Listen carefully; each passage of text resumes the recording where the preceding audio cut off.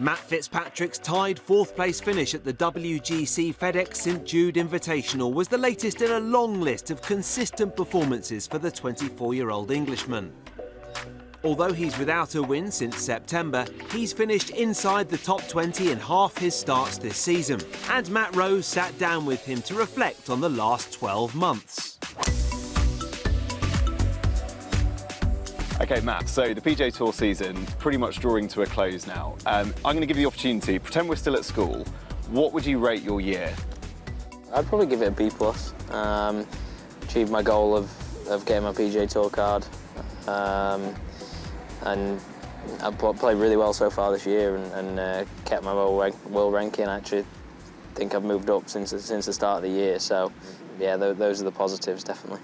You've made the cut in all 4 of the majors that you've played in this year. So, from your perspective, what's gone so right in those tournaments? How have you been preparing for those? I think the big thing for me is that I've just been playing solid. The majors, they obviously offer a different test. They're a lot tougher than a regular PGA Tour or European Tour event, and I think that's where I feel probably most comfortable when the golf course is more difficult. So to make the cut in all 4 is brilliant.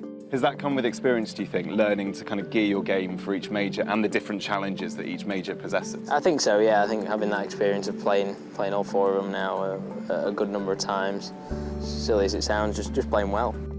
I put in a lot of work in the off-season and even throughout the season so far. Worked really hard at my game, worked it different this year, sort of a little bit more organised, and it's sort of paid off so far. One big change this season has been obviously having Billy Foster on the bag. What's he brought to your game that perhaps you didn't have before? What's changed? I think obviously just the experience, that he possesses from all these years out here, caddying for some of the great players, and I think probably just a little bit more disciplined on the golf course and not taking flags on when I don't need to, and just knowing when to push and when not to, really. I think having that has been invaluable. How did that relationship come about? Who approached who? I think Billy finished with Lee at the end of last year. He did a week for me at DP World, and then sort of I was obviously looking for someone, and he was sort of wondering what he was going to do, whether he was looking for a new bag or whether he was just starting a new career, really. So yeah, we got in touch, had a meeting, and yeah, it worked out well. Having his knowledge around some of the golf courses we've played and just some of the positions we've been in, it's just been more sensible. I think with him being more experienced, I've found it harder to sort of overrule him in a way, but that's probably a good thing.